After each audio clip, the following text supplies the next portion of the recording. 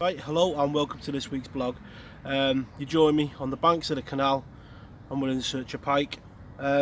Today, as you've just seen, got the kettle on, got the rods out. It's only going to be a super short session this morning, and that is how I do a lot of my piking. A lot of my piking only covers the bite times. Now you learn that by time spent on your waters, but on the waters I fish, it's normally between up to 10 o'clock you'll get a bite, and then if you wait on till 1-2 o'clock you might get another run. So this morning there's a storm in. It's not stopped raining yesterday. All Saturday it didn't stop raining, so the rivers are out of the question, and they give more of the same today. So the objective of this morning is to be on the canal when it's calm. Doesn't matter how stormy it gets, for that first hour of the day it's always a flat calm. And today a bite isn't necessarily what I'm coming for. I'm coming to be on the bank at the early time of day to see where them silvers are, and I'll probably learn a lot more today just looking at the water than I will do, if I get a run. So I've picked a spot where I can see a good bit of canal. I can see a good 100 yards either way, and I'm just going to spend my time just looking at the water. I've got one of the rods on a bite alarm, the other on a float. I'm just going to sit back with the hood on my car up in case it rains and keep my eyes on that water. Right, so a bit of fun on the video. In the thumbnail there'll no doubt be a nice pike, and it's not the only nice pike that I have on this video. What I want you to do, bit of fun, pop a comment in the sections below which bait you think catches the pike.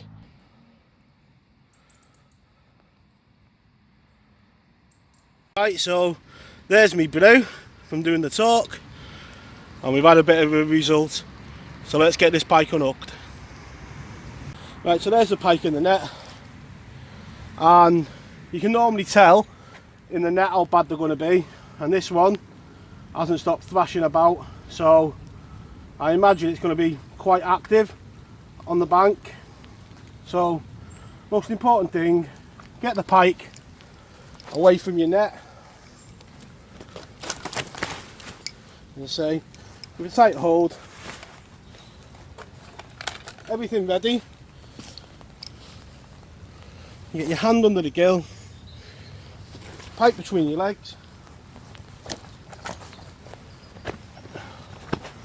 and I say, if they flap, just put your hands across them like that. Put your hand in its mouth, put its mouth towards you.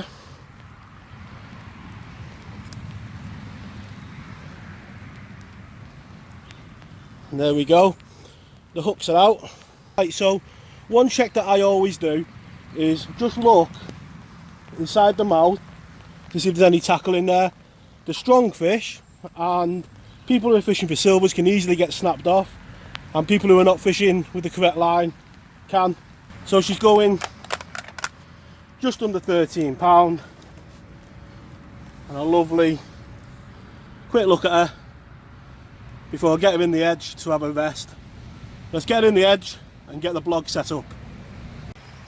So the pike's resting in the net, and just about to finish me brew. I'm going to get the other rod out because the bite times are so tight on here, and then we'll get a blog done.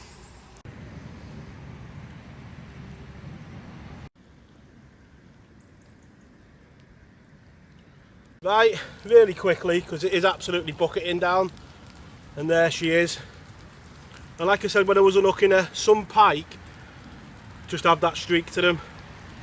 I don't know if it's evil or moody, but they just are aggressive, and she's one of them.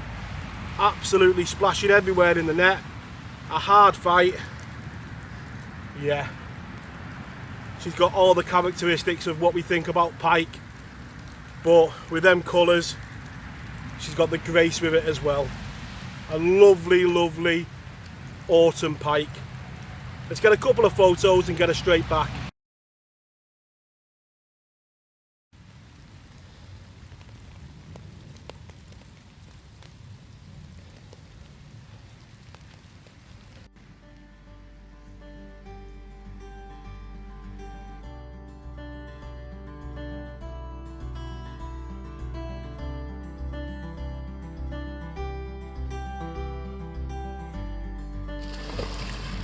I've just literally put another brew on, turned around, and the rod's gone again. It looks another decent pike. Oh yeah. Let's get it in the net. Take a look.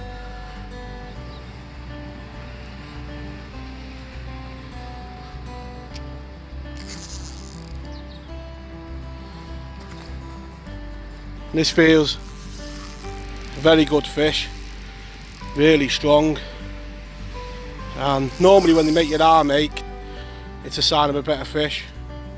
So I'm going to stop recording, try and get it in. Well, when I said I was putting the brew on, I wasn't lying. That's been bubbling away behind me the whole time. Let's get it turned off.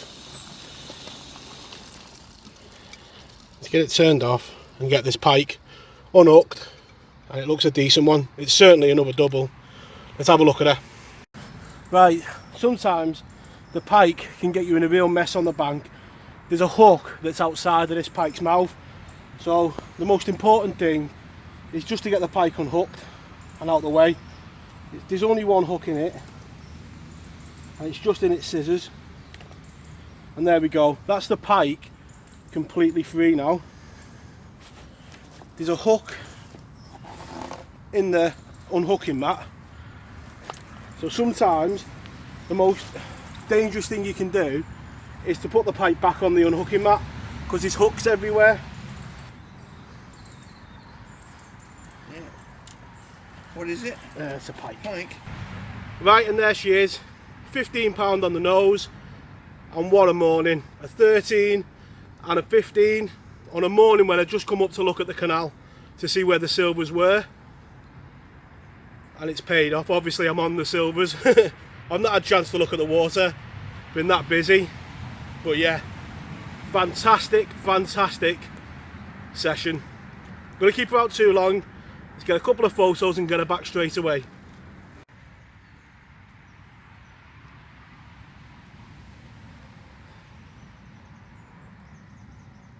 And as I always say, you've got to give them a good rest. She fought hard, as you've seen on the footage, and give her a good rest before I unhooked her, and then a good rest before the photos. And now she's just having a soak in the edge for as long as she needs, and then we'll let her go back. But it's a lovely fish, an absolutely fantastic autumn pike, and hopefully we'll be back to see it in February when she's about 17 or 18. And that's what you're waiting for. You're waiting for the pike to be trying to get out the net. And you see there, the wild creatures, they don't want to be in a net, they want to be out of it. And when they're ready, they'll try and get out, and that's when they're ready. So she's more than ready to go back. So just going to give it a few moments longer, get a few pictures of her in the net, and then we'll let her go. For me, when I go piking, it's all about these moments that you get to spend with such lovely creatures. As a kid growing up, I was always into wildlife, and still am, but these are the ones that no one ever sees on the top. You never see them mooching around like the carp and the bream, but they're there, and it's fantastic to just get so close to them, even for these few moments. So let's get this fish and let's get it back. And there she is, fully rested, and it's time for her to go back.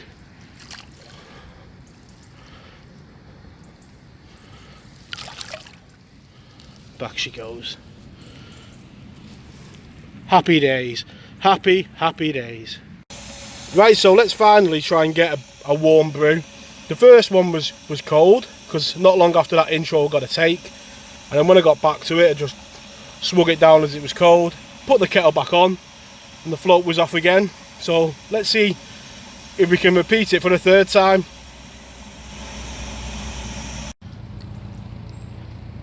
I don't know whether you can hear the thudding of a boat, but there's still, a boat has literally just gone past, and I dropped this smelt in the edge as it went past, and this tiny tiny pike has just grabbed hold of it. And people who say boats are bad for fishing and the fish, it ruins it, obviously don't know. It pushes the fish to the edges, and this one must have moved into the edge, and in the edge was a smelt. Fantastic stuff. There's that pike. He deserves an award for one, dexterity, being in these parts with them two better pike about, because he definitely is eating material for them two, and also taking a bait literally 5 seconds. The boat, I could still see the boat, and I picked the rod up to move the bait back into position, and he was on the end. And with an attitude like that, he could go far. Let's get him back.